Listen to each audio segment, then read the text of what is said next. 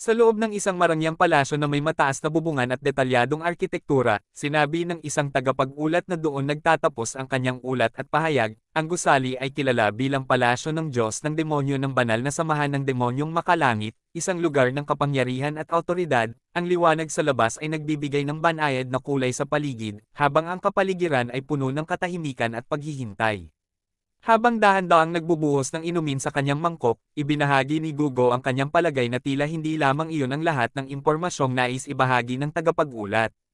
At saka, idinagdag niya na ang ikatlong batang Panginoon na si Sorayang ay narating at nakamit na ang pinakamataas na antas ng kapangyarihan ng demonyo. Habang sinasabi ito, nakaupo ng matatag ang Demon Lord sa kanyang trono, na nakaharap sa isang nakaluhod na tagapag-ulat na nagpapahayag ng mahalagang balita.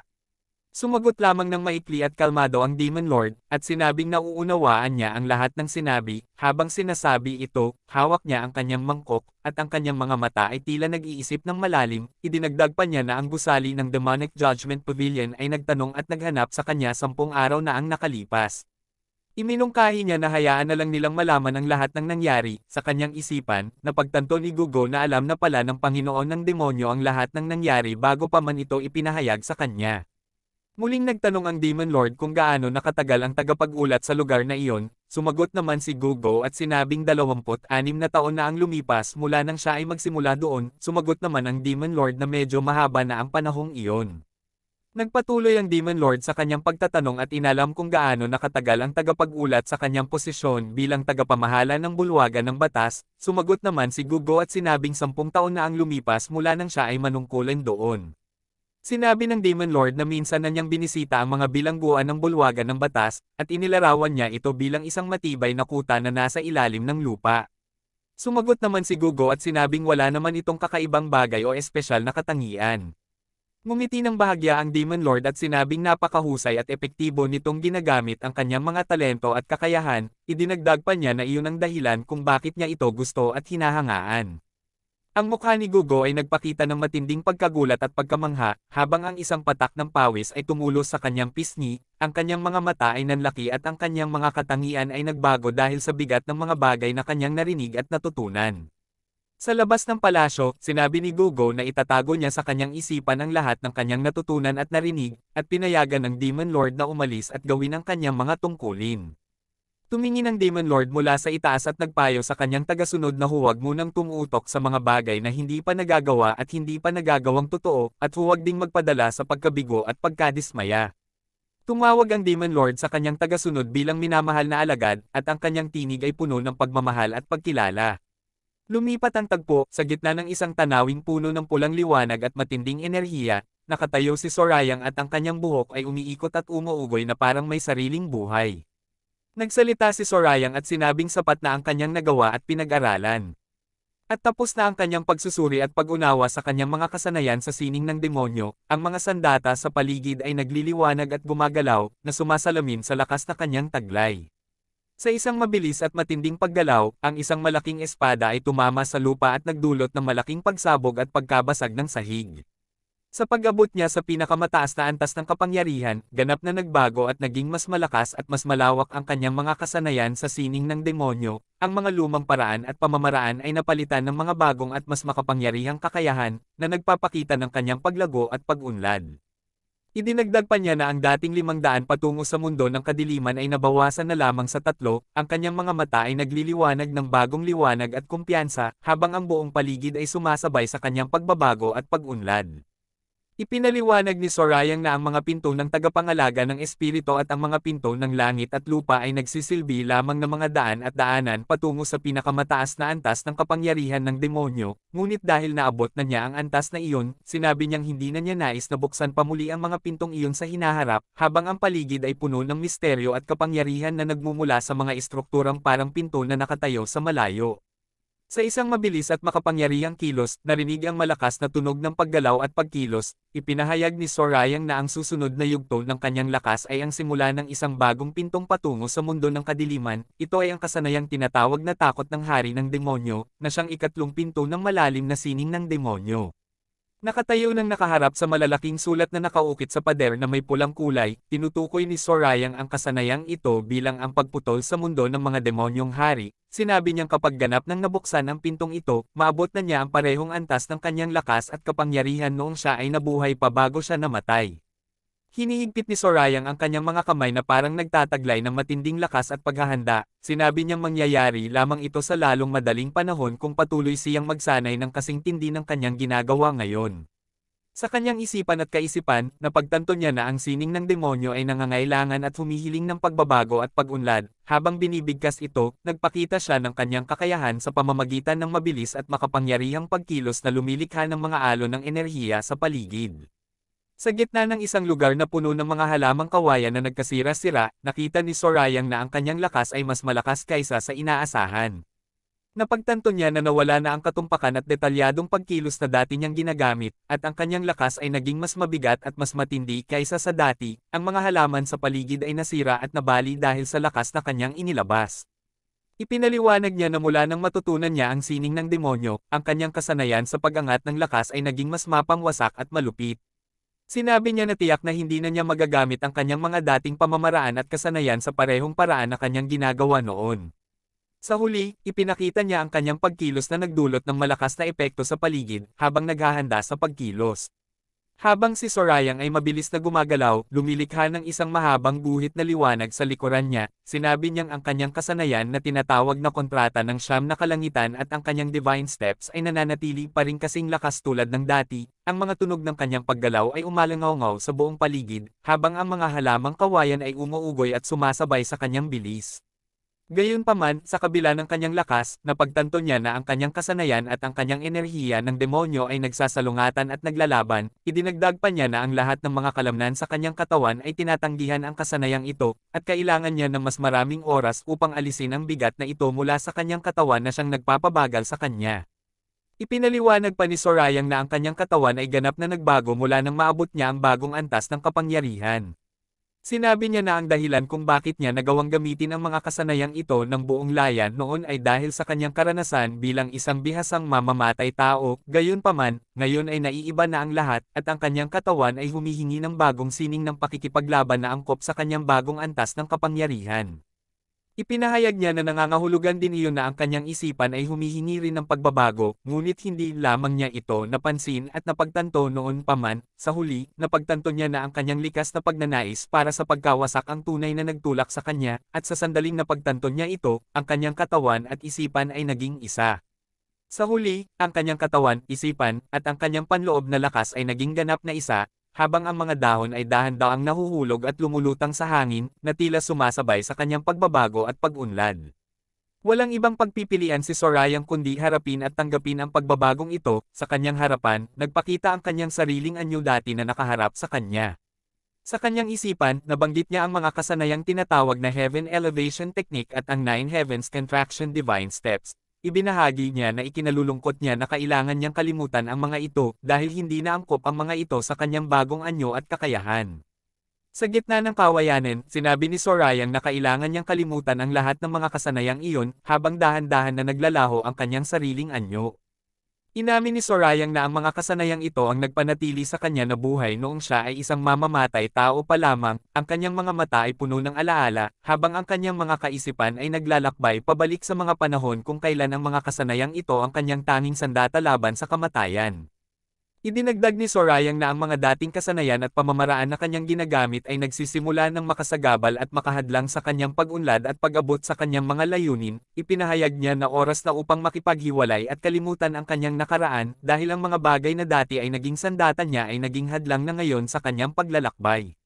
Sa isang gusali na may tradisyonal na disenyo at matatayog na istruktura, nakilala ni Sorayang ang isang babae at sinabing malaking karangalan ang makapagkita muli sa kanya. Idinagdag pa niya na hindi niya inaasahan na magkikita sila sa ganitong sitwasyon at panahon. Ang lugar na ito ay kilala bilang sangay ng Yanzhou ng banal na samahan ng demonyong makalangit, na nagpapakita ng mataas na antas ng kapangyarihan at impluwensya ng mga grupo sa lugar na iyon. Ang kalangitan sa likuran ay may kulay na kulay rosas na nagbibigay ng magandang liwanag sa buong paligid.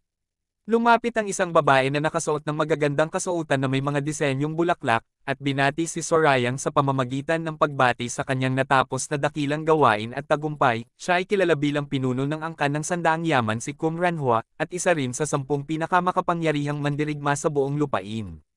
Sumagot si Sorayang ng mahinahon at sinabing hindi naman gaanong dakila ang kanyang nagawa, at mayroon pa siyang mahabang daan na tatahakin at marami pang dapat gawin. Pagkatapos nito, inimbitahan niya si Ranhua na pumasok sa loob ng gusali upang magpatuloy ang kanilang pag-uusap. Habang ibinubuhos ang inumin sa tasa, inilarawan ni Sorayang si Ranhua bilang ang tanging pinuno sa 7 malalaking angkan at isa rin sa pinakamalalakas na mandirigma sa buong lupain. Sa kanyang isipan, napagtanto ni Sorayang na may tiyak na dahilan kung bakit nais siyang makita ni Ranhua matapos ang kanyang pagsusuri at paglilinis ng mga bagay-bagay. Nagtanong si Sorayang kung bakit may kasama siyang taong tinutukoy niyang hanggal at walang kwenta. Sumagot naman si Ranhua at ipinaliwanag na narinig niya na ang angkan ng Joksa ay nasakop at nawasak na, kaya naman hindi niya napigilan ang kanyang sarili na pumunta at suriin ang kalagayan ng mga tao sa lugar na iyon. Pinuri ni Sorayang ang katapatan ni Ranhua at sinabing karapat-dapat siya sa paggalang at pagkilala. Idinagdag pa ni Ranhua na magkakapatid sila sa iisang samahan ng 7 angkan ng mga demonyo, kaya naman nararapat lamang na magtulungan at magmalasakit sila sa isa't isa. Nagtanong si Ranhua kung totoo bang balak ni Sorayang na sakupin at kontrolin ang angkan ng Joksa. Napansin ni Sorayang ang kanyang diretsahang pagtatanong at sinabing magaling ang kanyang estilo ng pakikipag-usap na laging tuwiran at maikli matapos ang kanyang pagsusuri at pagkilos. Kinumpirma ni Sorayang ang sinabi ni Ranhua at ipinaliwanag na ang palasyo ng espada ang siyang Samaira at nagwasak sa buong angkan ng Joksa. Idinagdag pa niya sa isipan na alam na ni Ranhua na siya ay may kagustuhan na magsalita ng diretsahan at maikli, na nagpapakita ng kanyang pagkilala sa katangian at estilo ng kanyang kausap. Habang umiinom ng tsaa, ipinaliwanag ni Sorayang na ang taktika ng isang mangangalakal ay ang pakikipag-usap sa paraang angkop sa personalidad ng kanyang kausap. Dahil dito, sinabi niyang siya rin ay magsasalita ng diretsahan, at tinawag ni Sorayang sa kanyang titulo bilang matriarch. Tumingin ng diretso si Sorayang kay Ranhua at nagtanong kung siya ba ay nagdesisyon na pinansyal na suportahan ang angkan ng Joksa. Biglang niyang ibinaba ang kanya tasa sa mesa, na lumikha ng malakas at malinaw na tunog. Sinabi ni Ranhua na mabilis ang pangunawa ni Sorayang at agad nitong nakuha ang punto ng kanyang tanong. Pagkatapos nito, nagtanong si Sorayang kung bakit niya ginawa ang desisyong iyon, na nagpapahayag ng kanyang pagtataka at pag-unawa. Sinagot ni Ranhua ang tanong ni Sorayang at ipinaliwanag na ang desisyon ay dahil kay Yorin na kasama niya. Idinagdag pa niya na si Yorin ay puno ng determinasyon na muling itayo at ibalik ang kanyang angkan, habang nakatingin kay Yorin. Sinabi pa ni Ranhua na si Yorin ay ang susunod na sa linya para sa posisyon ng pinuno ng angkan, ngunit idinagdag niya na kulang pa ito sa karanasan sa pamumuno ng isang malaking bilang ng tao. Nagtanong si Sorayang kung siya ba ang magiging responsable sa angkan ng Joksa. Matapos ang kanyang tanong, agad na sumagot ng oo si Ranhua at ipinahayag ang kanyang responsibilidad na iyon. Nagulat at sinabi ni Sorayang na ang desisyong iyon ay nagpapalabas ng isang mas nakakaintrigang sitwasyon. Idinagdag pa niya na balak din sana niyang kunin ang mga natitira sa angkan ng Joksa, ngunit dahil sa pagpasok ni Ranhua ay tila nagbago na ang takbo ng kanyang mga plano. Ngumiti ng bahagya si Sorayang at sinabing kung siya na ang mag-aalaga sa mga natitira sa angkan ng Joksa, hindi na ito matatawag na natitira lamang. Lumapit ang tagpo, sa labas ay tahimik na naghihintay sina Dumpil at Risan sa labas. Nakatayo sila sa labas ng gusali at nagtatanungan kung bakit nais makita ni Ranhua si Sorayang, lalo na tapos na ang pagsusuri at paglilinis ng mga bagay-bagay. Nagulat at pagtataka si Dumpil sa sitwasyon, habang si Risa naman ay simpleng sumagot na walang sino man ang nakakaalam ng tunay na dahilan sa likod ng kanyang pagpunta. Ipinaliwanag ni Risa na ang angkan ng Sandaang Yaman ay kilala at iginagalang kahit sa labas ng samahan, kaya naman kung sila ay makikipagtabangan at makikipagtulungan sa ikatlong batang Panginoon, malaking tulong ito para sa kanyang mga layunin at kapangyarihan. Idinagdag pa niya na ang pera ay mahalaga sa lahat ng uri ng labanan, maging ito man ay sa pagitan ng mga grupo at ng mga individual. Kasabay nito ay dahan-dahan na umalis ang karwahe. Nakita ni Risan ang pag-alis ng karwahe at binati ni Risan si Sorayang sa pamamagitan ng pagsasabi na mahusay ang kanyang nagawa. Nagpahayag ng kahihiyan si Sorayang dahil sa pagtawag sa kanya ng kanilang titulo, at hiniling niya na sa halip ay tawagin na lamang siyang batang Panginoon, ngunit tumanggi si Risan na gawin ito dahil ayon sa kanya ay hindi niya magagawang sundin ang hiling na iyon dahil sa kanyang respeto at paggalang sa katayuan ng ikat batang Panginoon. Napansin ni Sorayang na si Rizan ay napakatigas ng ulo at mas matigas pa nga kaysa kay Dampil, idinagdag pa niya na ang katangiang ito ay nagpapakita na kapag ikaw ay naging pinuno, mananatili ka ng pinuno magpakailanman. Sa ilalim ng liwanag ng buwan na nagbibigay ng malinaw na liwanag sa paligid, ipinaliwanag ni Sorayang na ang pag-uusap sa pinuno ng angkan ay naging matagumpay at maayos. Idinagdag pa niya na kahit hindi agad maibabalik ng angkan ng sandaang yaman ang dating anyo at kapangyarihan ng angkan ng Joksa, magpapatuloy pa rin ang kanilang suporta sa loob ng 3 taon. Sinabi ni Sorayang na magkakaroon siya ng pagmamay-ari ng 1/3 ng mga ari-arian at yaman ng angkan ng Joksa. Ang kanyang mga kasama ay napuno ng pagkamangha sa kanyang sinabi. Ipinahayag ni Sorayang na nais sana niya ang buong ari-arian ngunit limitado lamang ang kanyang nakuha dahil sa mga hadlang na kanyang kinaharap. Nagalit din siya ng malaki sa mga taong mula sa palasyo ng espada na siyang Samaira sa kanilang angkan, at tinawag silang mga walang kwenta at walang asal, habang ang kanyang mga kasama ay nagpapakita ng pagkagulat at pag-aalala sa kanyang sinabi. Nagtanong si Rizan kung papayagan ba ng buong samahan ang mga bagay na ito na mangyari, sumagot naman si Sorayang at sinabing sa kanyang pananaw, mas nagiging banta at panganib ang kanyang sarili kaysa sa buong angkan ng Joksa. Nagtanong si Rizan kung ano ang ibig sabihin ng sinabi ng ikatlong batang Panginoon, at ipinaliwanag ni Sorayang na ang pagpapasya ng kanyang kasamahan na maglingkod sa kanya bilang kanilang pinuno ay mas malaking bagay at mas mahalaga para sa buong samahan kaysa sa anumang bagay na maaaring mangyari.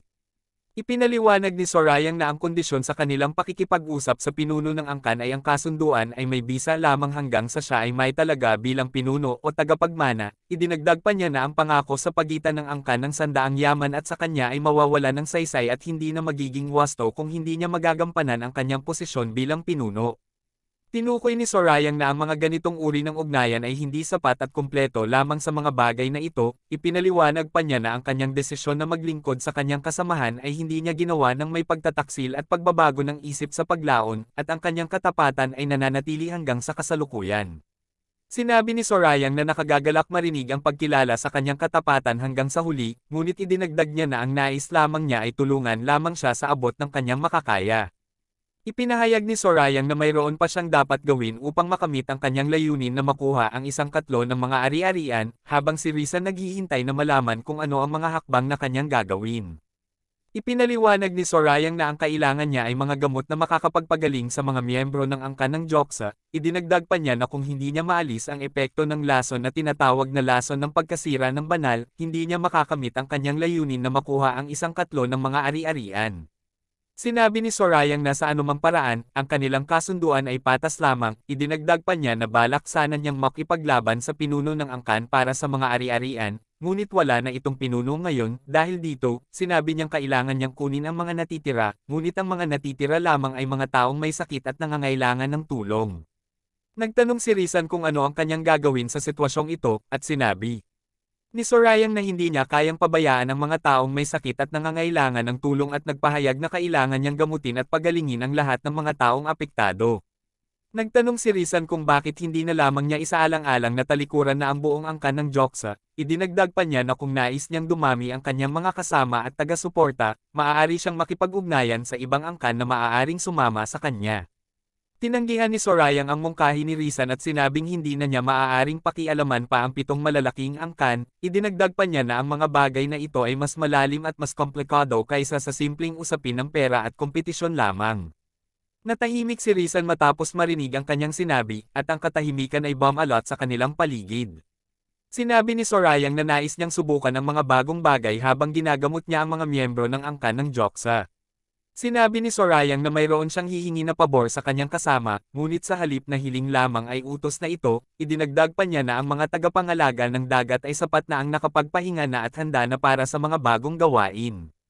Lumipat ang tagpo. Nagtanong ang pinuno kung totoo ba ang kanyang sinabi. Ang tanawin sa likuran ay nagpapakita ng mga istrukturang itinayo sa ibabaw ng mga bato, habang sumagot ang tauhan na totoo iyon.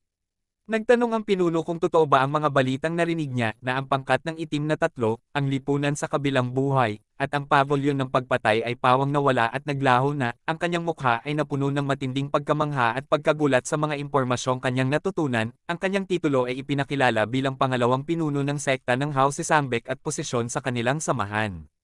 Ipinaliwanag na ang pavilion ng pagpatay ay isang samahan ng mga mamamatay tao na aktibo sa timog silangang bahagi ng rehiyon ng Zhongyuan, idinagdag pa na kilala sila sa buong lugar, at mayroong tiyak na dahilan kung bakit sila umabot sa kanilang kasalukuyang katayuan at kapangyarihan.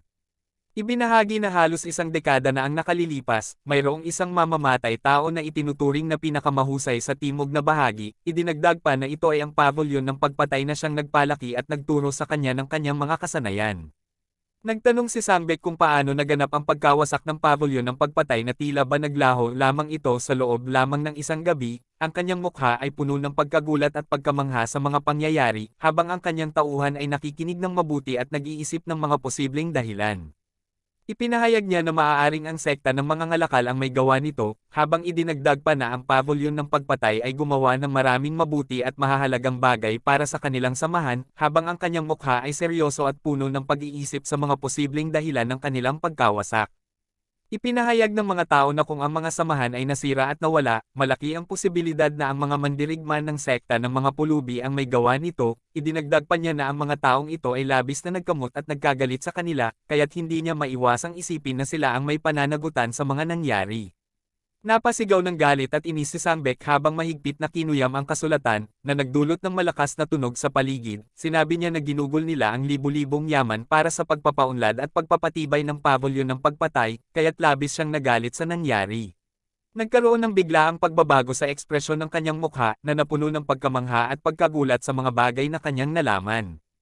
Nag-utos si Sangbek na dalhin agad ang listahan ng mga taong lumahok sa paghahanap sa pamana ng hari 2 taon na ang nakararaan, habang ang kanyang tauhan ay agad na tumugon at nangakong gagawin ang kanyang utos ng mabilisan. Nakita ni Sangbek ang mga dokumento at nagsabi sa kanyang sarili na alam na niya ang tunay na dahilan at katotohanan sa likod ng mga pangyayari, habang ang mga dokumento sa kanyang harapan ay naglalaman ng mahahalagang impormasyon na kailangan niyang suriin. Ipinahayag ni Sangbek ang kanyang mga hinala ay napatunayan na tama, at ang mga bagay ay naging eksakto sa kanyang inaasahan at pag-iisip. Ang kanyang mukha ay seryoso habang binabasa niya ang bawat detalye na kailangan niyang malaman. Ipinaliwanag niya na ang tatlong samahan ay pawang bahagi ng paghahanap sa pamana ng hari, at ang mga pangyayari ay naganap sa panahon ng kanilang pagtugis sa pinuno ng samahan. Ibinahagi na ang tinatawag na hari ay ang pinakamahusay na mamamatay tao sa 10 pinakamahuhusay na mandirigma noong panahong iyon. Ibinahagi na ang pagtugis ay tumagal ng 7 araw at 7 gabi, at sinasabing halos 700 ang namatay sa kamay ng pinakamahusay na mamamatay tao sa panahong iyon. Kung talagang nakapatay siya ng 700 sa loob ng 7 araw, ibig sabihin nito ay nakapatay siya ng 100 bawat araw habang siya ay tumatakas at tumatagpo ng mga kalaban. Ang pangyayaring iyon ay nagpatunay kung gaano kalakas at makapangyarihan ang isang dalubhasang mandirigma. Habang nakasandal ang kanyang mga siko sa mesa at nakapatong ang kanyang baba sa kanyang magkakahawak na mga kamay, nag-isip si Sangbek kung bakit nawasak ang mga samahang nasangkot sa pangyayaring iyon. Iniisip niya kung maaaring may kinalaman dito ang matuwid na alyansang makalangit at ang kota ng bakal na dugo. Nagtanong din siya kung sinisira ba ang mga ito ngayon upang mawala ang mga saksi, bagaman matagal na ang nakalipas mula noong nangyari ang lahat. Itinuring ni Sangbek na walang katuturan ang ganitong paliwanag dahil malakas ang impluwensya ng samahang demonyo sa timog mula pa noon, kaya't mahirap paniwalaang nakapagpadala sila ng puwersa upang gawin ang ganitong gawain. Sa halip, mas makatwiran sa kanya na isipin na muling nabuhay ang hari ng mga mamamatay tao at siya ang gumanti sa mga taong nakasakit sa kanya. Isang patak ng pawis ang damaloy sa kanyang mukha habang patuloy siyang nag-iisip at nagbabago ang kanyang mga hinala. Biglang pumasok ang kanyang tauhan habang tumatakbo at mukhang nagmamadali, at sumigaw na mayroon pa siyang ibang mahalaga at agarang balita. Tumingin si Sangbek sa kanya at nagtanong kung ano na naman ang nangyari. Inabot ang sulat at binasa ito, at bigla siyang namangha at nabigla sa kanyang nakita. Nanginginig ang kanyang boses habang nagtanong kung totoo ba ang mga nakasulat dito. Ang kanyang mga mata ay nanlaki at may patak ng pawis sa kanyang mukha, nagulat at hindi makapaniwala sa mga impormasyong kanyang nabasa. Ipinakita ang isang marahas na labanan kung saan may mga taong nakikipaglaban at may mga nasusugatan at namamatay, habang ang salitang demon ay nakasulat sa malalaking titik sa kasulatan. Sa kanyang labis na pagkamangha at pagkatakot, nagtanong si Sangbek kung ang samahang demonyo nga ba talaga ang may kagagawan ng lahat ng ito. Ang kanyang mukha ay puno ng pagkagulat, may mga patak ng pawis na dumadaloy, at ang kanyang mga mata ay nanlaki dahil sa bigat ng katotohanan tila lumalabas. Hindi niya inaasahan na ang ganitong makapangyarihang samahan ang may kinalaman sa mga pangyayaring iyon. Biglang narinig nila ang isang boses na nagsasabing upang maging tumpak, siya mismo ang may gawa ng lahat ng ito. Lumingon sila at nakita ang isa pang figure, at pareho silang nagulat sa sinabi na may malalaking mata at nakabukas na bibig dahil sa hindi inaasahang pag-amin. Sa ibang lugar, narinig ang isang boses na nagsasabing alam na niya na ang sekta ng Hao nga ang may kinalaman sa lahat. Ang tanawin ay nagpapakita lamang ng paa ng isang taong nakatayo, na ang taong ito ay may kaalaman sa katotohanan at hindi na nagulat sa mga pangyayaring naganap. Nakaupo sa bintana si Sorayang na nakasuot ng puting kasuotan, at nagsalita na akala niya ay ang kanilang punong tanggapan ay nakatago sa isang liblib na lugar at sa loob ng pamilihan. Hindi niya inaasahan na ito ay matatagpuan sa isang lambak, at idinagdag pa niya na tila malaki ang itinuturing na halaga at kapangyarihan ng kanilang samahan base sa lokasyong ito. Sinabi ni Sorayang na kailangan nilang magtulungan at magsama-sama upang gawin ang isang mahalagang bagay. Ipinaliwanag ni Sorayang na inaasahan na niya na ang kanilang punong tanggapan ay matatagpuan sa isang liblib na lugar at sa loob ng pamilihan, kaya't labis ang kanyang pagkamangha nang malaman na ito ay nasa loob lamang ng isang lambak. Idinagdag pa niya na labis ang pagpapahalaga at pagpapalaki ng sarili ng kanilang samahan base sa lokasyong ito. Nagtanong ang isa sa mga tauhan kung sino ang taong kausap nila, habang naghanda sa kalabanan, ngunit agad itong pinigilan ni Sangbark at nagtanong din siya kung ang taong ito ba ay nagmula sa dakilang kabundukan, na isa sa mga kilalang lugar sa kanilang mundo. Sumagot si Sorayang at kinumpirma na tama ang kanyang hula, at hiniling ni Sambek na sabihin ang kanyang tunay na pagkakakilanlan. Ibinunyag ni Sorayang ang kanyang pangalan na Sorayang, na nagdulot ng matinding pagkamangha sa kanyang mga kausap. Nagtanong sa isipan si Sambek kung mayroon bang taong nagngangalang Sorayang sa loob ng samahang demonyo. Nagpakita ng matinding pagkamangha ni Sambek nang malaman ang katotohanan, habang ang kanyang mga mata ay lumaki at may patak ng pawis sa kanyang mukha.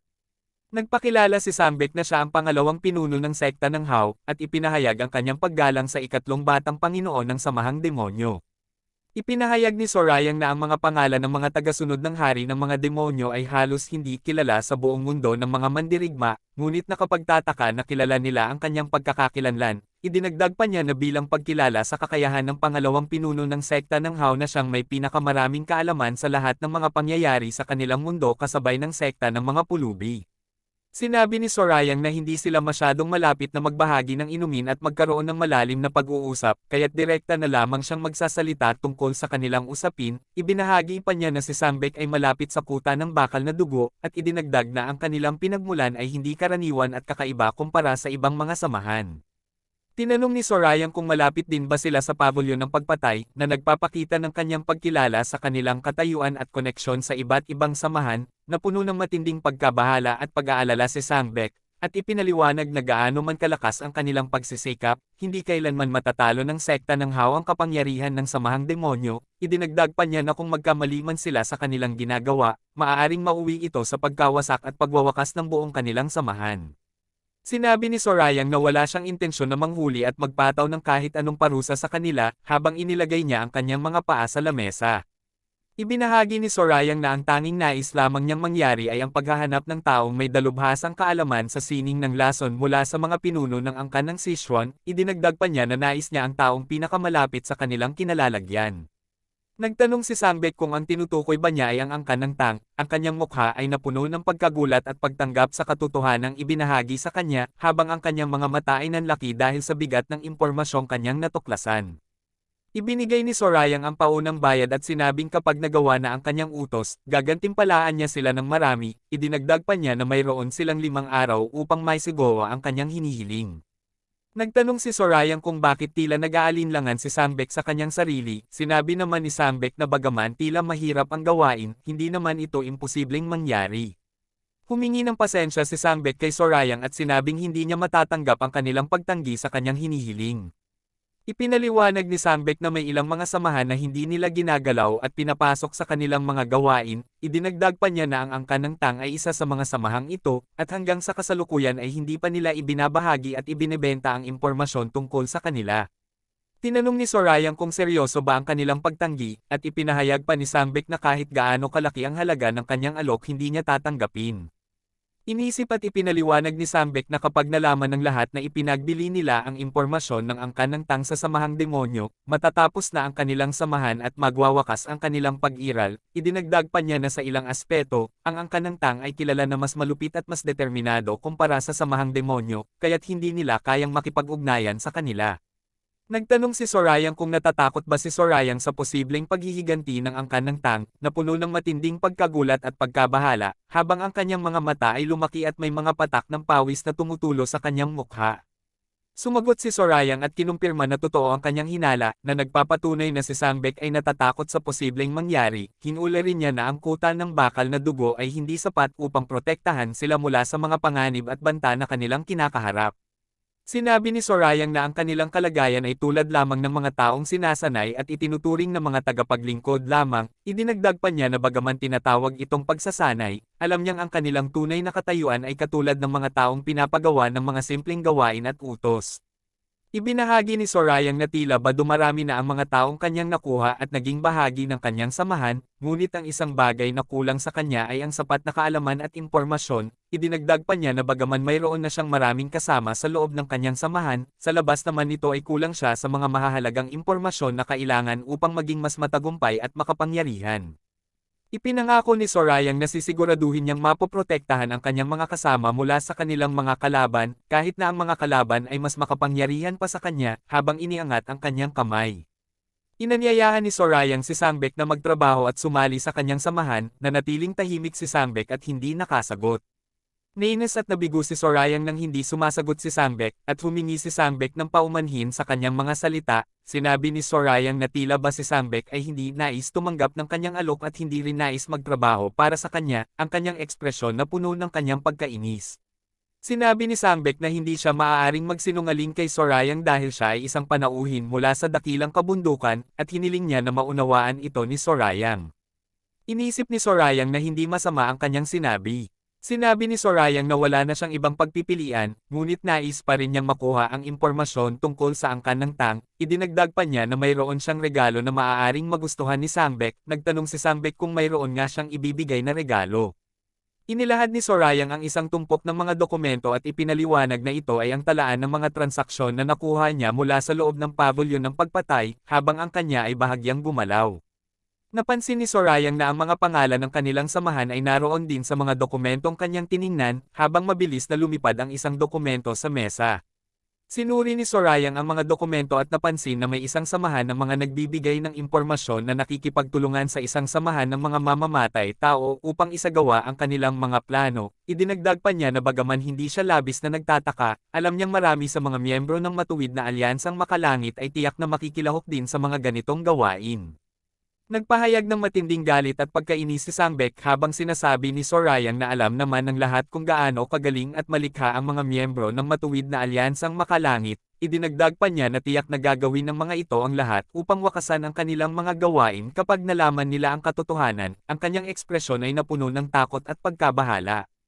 Ibinigay ni Sorayang ang paalala na bibigyan lamang niya sila ng 4 na araw sa halip na 5 araw, at hiniling na magmadali sila sa kanilang gawain. Idinagdag pa niya na kung hindi nila magagawa ang kanyang utos sa loob ng takdang oras, ipapadala na lamang niya ang mga dokumento sa matuwid na alyansang makalangit. Nakita ang tanawin ng punong tanggapan ng samahang demonyo at ng angkan ng Joksa, na nagpapakita ng kanilang katayuan at kapangyarihan sa kanilang mundo. Ipinahayag ni Ramhua na tinapos na nila ang 3 samahan ng mga mamamatay tao sa timog na bahagi ng kanilang lugar, at idinagdag pa na nagpadala sila ng mga utos sa iba pang mga samahan upang harangan ang daan patungo sa Sichuan. Ibinunyag niya na hindi lamang sila nagtapos sa mga samahan at nagharang ng daan, kundi pinagbantaan din nila ang sekta ng Hao at dinukot ang isang mahalagang tao mula rito. Kinumpirma ni Sorayang ang kanyang sinabi sa pamamagitan ng pagtango at pagpahinga ng kanyang boses, habang si Ranhua ay tumitingin sa kanya na may pagkamangha at pagtataka. Ang kanyang ekspresyon ay nagpapakita ng kanyang pagtataka sa paraan ng pagkilos at pag-uugali ni Sorayang, na tila ba ito ay isang taong walang takot at may kakaibang katangian kumpara sa iba. Sinabi ni Ranhua na naiintindihan niya si Sorayang ay pumili ng paraan upang makuha ang mabilis na resulta sa kanyang mga layunin. Nagpasalamat si Sorayang para sa kanyang papuri at pagkilala.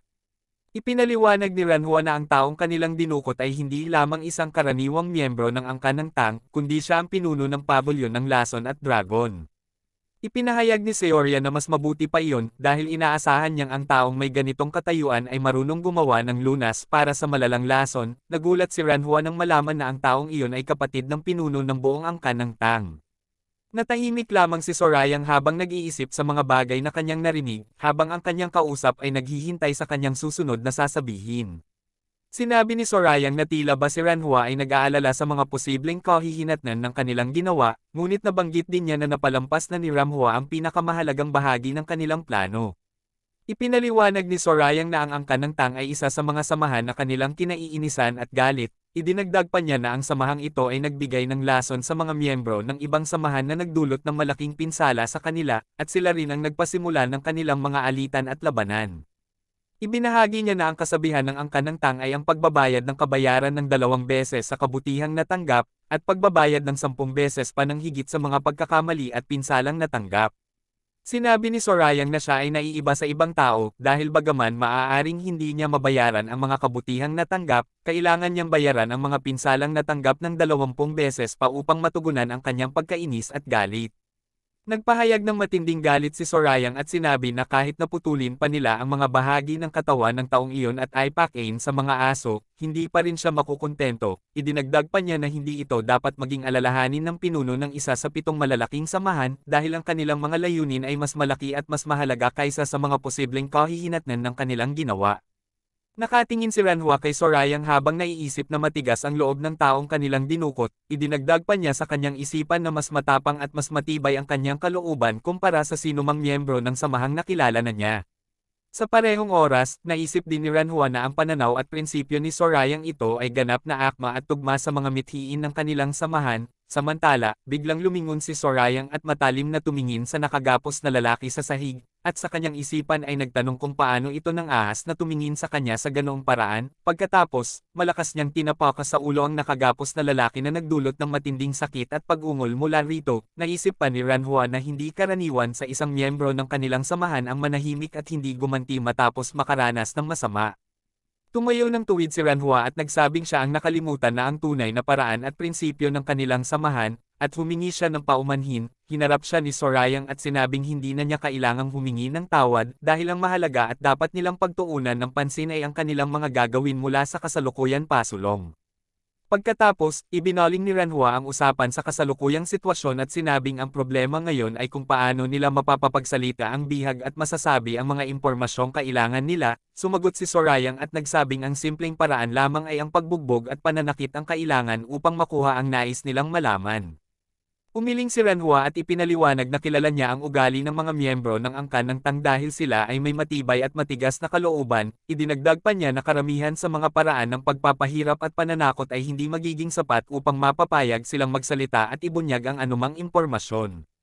Napangiti ng bahagya si Sorayang at nagsabing kung ganoon, kailangan lamang niyang gumamit ng mga pambihira at espesyal na paraan ng pagpapahirap. Sinabi pa niya na hindi siya nagmamalaki, ngunit sa buong buhay niya ay wala pa siyang nakikilalang sinuman na nakayanan at nakatiis sa uri ng kanyang mga pamamaraan.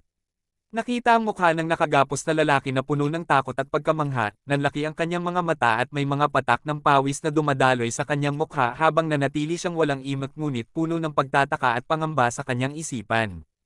Nagbago ang tagpo at ipinakita ang tanawin ng langit at ang dulo ng bubong ng kanilang tahanan, kung saan makikita ang malalambot na kulay ng kalangitan at ilang kumikinang na ilaw. Inabot ni Sorayang ang isang nakatiklop na papel na may mga bakas ng dugo at ibinigay ito kay Ranhua. Habang sinasabing ito na ang hinihingi niya, sinabi pa niya na nakasulat dito ang tumpak na paraan at proseso ng paggawa ng lunas para sa lason na tinatawag na pagwasak sa Diyos. Habang hawak ni Ranhua ang papel at binabasa ito, nagsalita muli si Sorayang at sinabing pinanatili niyang buhay ang lalaki kung sakaling magkaroon pa sila ng pangangailangan, ngunit tiyak naman siya na ang mga nakasulat dito ay totoo at mapagkakatiwalaan. Tumingin si Ranhua na may malaking pagkamangha at nagtanong kung paano niya nagawa ang ganoong bagay ng napakabilis at walang kahirap-hirap.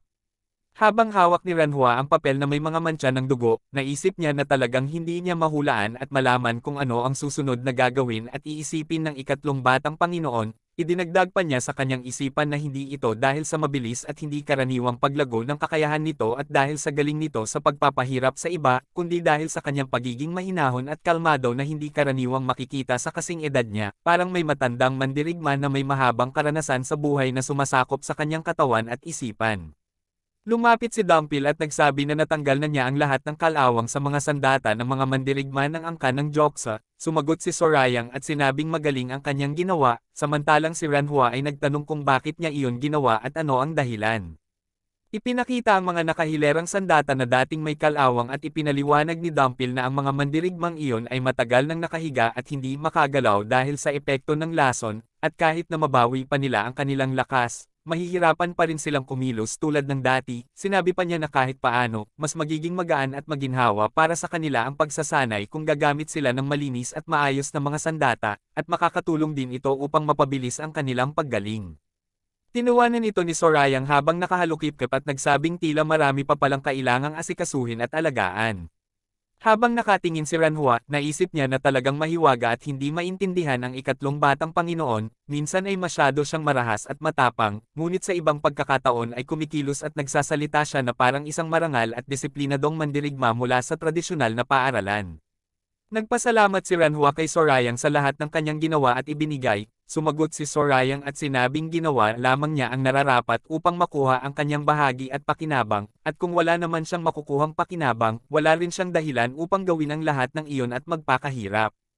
Napangiti si Ranhua at sinabing tila salungat at magkaiba ang kanyang sinabi ngayon kumpara sa mga sinabi niya kanina, dahil siya mismo ang nagturo at nagpaalala sa kanya tungkol sa kahalagahan ng pagganti at pagbabayad ng utang na loob. Idinagdag pa niya na matagal na siyang hindi nakakarinig ng ganitong mga payo at aral na nagbibigay liwanag sa kanyang isipan.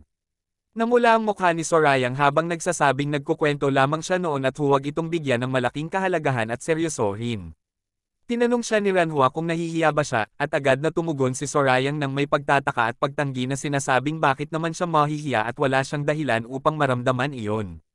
Sinabi ni Ranhua na narinig niya na marami ng masasamang karanasan at alitan ang naging karanasan ng ikatlong batang Panginoon kasama ang angkan ng Joksa noon, ngunit nakakagulat na tinutulungan at pinaglilingkuran pa rin niya sila ngayon. Sumagot si Sorayang at sinabing hindi niya sila tinutulungan kundi ginagamit lamang niya ang mga ito para sa kanyang sariling kapakinabangan, at sa huli ay makakatulong at magiging kapakipakinabang din naman sila sa kanya. Tumugon si Ranhua na kung iyon ang kanyang sinasabi, ayos lamang sa kanya. Madiin namang sinabi ni Sorayang na seryoso siya sa kanyang mga sinabi. Napangiti lamang ng bahagya si Ranhua at nagtanong kung bakit tila nagtatanggol at nagagalit na siya. Tumugon agad si Sorayang na wala naman siyang ginagawang ganoon at nagtatanggol lamang siya sa kanyang sarili habang namumula ang kanyang mukha sa inis. Tumawa ng mahina si Ranhua habang si Dumpil ay nakatingin lamang sa kanila na parang walang pakialam. Habang nakatingin sa magandang tanawin ng mga gusali sa paligid, sinabi ni Ranhua na maraming pangyayari ang naganap, ngunit nagkaroon din siya ng masayang karanasan dahil sa tulong at pagkakaroon niya kay Sorayang. Tumugon naman si Sorayang at sinabing huwag niyang sabihin iyon dahil siya pa nga ang nakinabang at nakakuha ng maraming bagay mula sa kabutihang loob ni Ranhua. Nakahawak sa kanyang mga kamay at nakangiti, inanyayahan ni Sorayang si Ranhua na dumalaw sa kanya kapag nakarating ito sa kanilang samahan at nangangakong ipagluluto at ituturing niya ito sa masarap na pagkain. Tinanggap ni Ranhua ang paanyaya at sinabing talagang nakatutokso ang inaalok niya at siguradong maglalaan siya ng oras upang dumalaw balang araw. Lumakad palayo sina Sorayang at Dumpil habang kumakaway pa ito sa kanilang likuran bilang palam. Ang kanilang mga anino ay humahaba sa sahig habang papalubog na ang araw. Nakatayo si Ranhua sa gitna ng dalawang tauhang nakasuot ng kulay lila, at lahat sila ay yumuko ng malalim bilang paggalang at pagpaparangal habang paalis na si Sorayang. Habang pinagmamasdan ng paalis na si Sorayang mula sa malayo, naisip ni Ranhua na talagang mahirap nang tukuyin kung sino ang nasa tama at mali, at kung sino ang kabilang sa marangal na samahan at kung sino naman ang kabilang sa tinatawag na masamang samahan dahil sa kakaibang katangian at kilos ng ikatlong batang Panginoon.